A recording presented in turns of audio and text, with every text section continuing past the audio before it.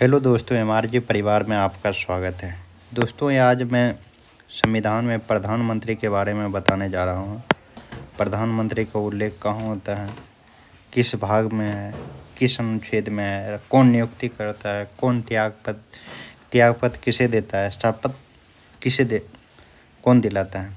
प्रधानमंत्री का उल्लेख भाग 5 अनुच्छेद 75 के तहत बहुमत दल के नेता को लोकसभा में बहुमत दल के नेता को राष्ट्रपति के द्वारा अपने विवेक से नियुक्ति करता है तथा राष्ट्रपति इसे प्रधानमंत्री को शपथ दिलाता है और प्रधानमंत्री अगर त्याग देता है तो वो राष्ट्रपति के नाम पर राष्ट्रपति को देता है। प्रधानमंत्री का कार्यकाल 5 वर्ष होता है या जब तक लोकसभा में बहुमत रहे।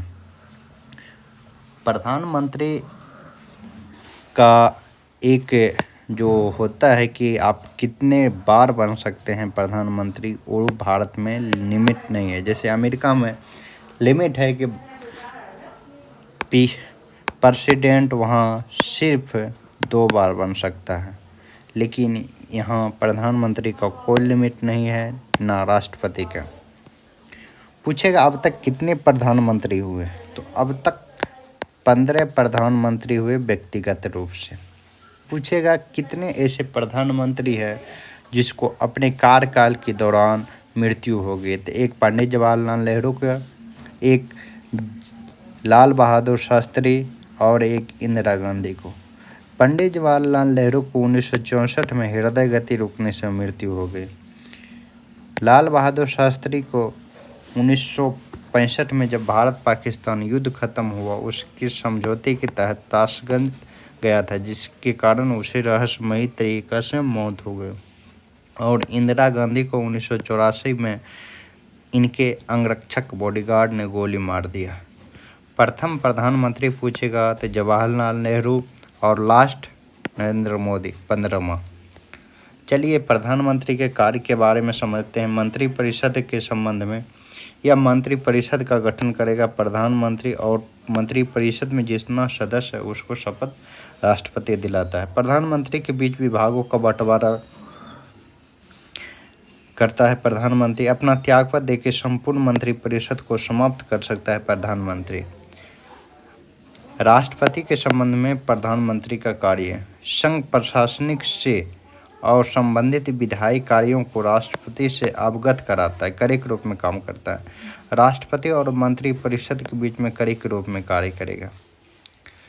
चलिए और देखते हैं इसके संसद में क्या कार्य होता है प्रधानमंत्री का। राष्ट्रपति से कहकर लोकसभा को विघटन करा सकता है, सत्राहूत करा सकता है, सरकार की नीतियों को संसद के पटल पर रखवाता है। अन्य कामेशक इसका क्या है? प्रधानमंत्री नीति आयोग, राष्ट्रीय विकास परिषद, राष्ट्रीय एकता, राष्ट्रीय जल संसाधन परिषद, वन्य जीव बोर्ड का अध्यक्ष होते हैं। प्रधानमंत्री नीति आयोग के अध्यक्ष होते हैं तथा उपाध्यक्ष की नियुक्ति करते हैं। मंत्रिपरिषद के लिए जो VVI इम्पोर्टेंट क्वेश्चन है, इसके बारे में हम अब बताएंगे। अनुच्छेद 75 में, जो कि 75 का 3 क्लॉज आपको बताएंगे जो कि वेरी इम्पोर्टेंट है।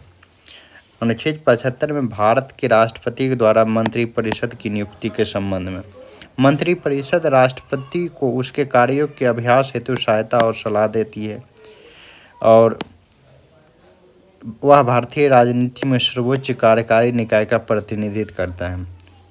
अनुच्छेद 75 में उल्लेख है कि प्रधानमंत्री वह होता है जिसे राष्ट्रपति नियुक्ति करता है। उसके चुनाव या नियुक्ति के लिए कोई विशेष प्रावधान नहीं है, यानी कि प्रत्यक्ष रूप से चुनाव होगा लोकसभा का, उससे बहुमत दल के नेता उसे प्रधानमंत्री चुनेगा और राष्ट्रपति उसे नियुक्ति करेगा, शपथ दिलाएगा। इसके बारे में 75 में प्रावधान। अनुच्छेद 74(1) में कहा गया कि राष्ट्रपति की सहायता और सलाह के लिए मंत्रिपरिषद की गठन होगी, जिसका प्रमुख प्रधानमंत्री होगा। भारतीय संविधान का अनुच्छेद 75(3) में यह करता है कि मंत्रिपरिषद सामूहिक रूप से लोकसभा के प्रति उत्तरदायित्व होगा। इसका अर्थ है कि सरकार के सभी मंत्री अपने निर्णय कार्यों को सामूहिक रूप से लोकसभा के प्रति उत्तरदायित्व होगा। यदि लोकसभा मंत्रिपरिषद में विश्वास खो देती है, तो उदाहरण के लिए अविश्वास प्रस्ताव पारित हो जाता है, तो पूरे मंत्रिपरिषद को इस्तीफा देना पड़ेगा। यदि मंत्रिपरिषद लोकसभा का विश्वास खो देती है, तो एक साथ इस्तीफा देना होगा। प्रधानमंत्री राष्ट्रपति के नए चुनाव के लिए सलाह दे सकते हैं।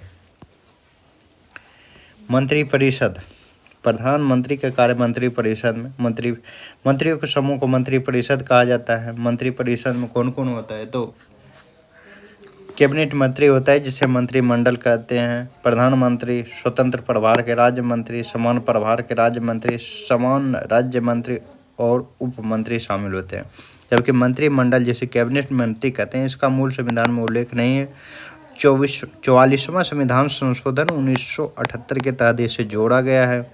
इसका प्रयोग सिर्फ एक बार संविधान में अनुच्छेद 352 राष्ट्रीय आपातकाल में हुआ है। मंत्रिमंडल में केवल प्रधानमंत्री शामिल होते हैं और कैबिनेट स्तर के मंत्री शामिल होते हैं।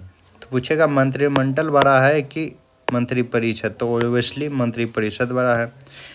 ये आपको बता ही दिए थे। अब तक भारत में रहते हुए 3 मंत्रियों की मृत्यु होगी, 3 प्रधानमंत्री की मृत्यु होगी, जवाहरलाल नेहरू, लाल बहादुर शास्त्री और इंदिरा गांधी।